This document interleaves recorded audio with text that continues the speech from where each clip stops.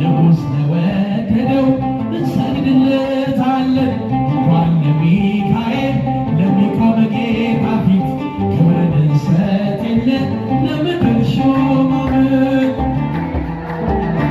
ለስሙ ምስክር አመስግኑት ገናናው መልአክ እጃችሁ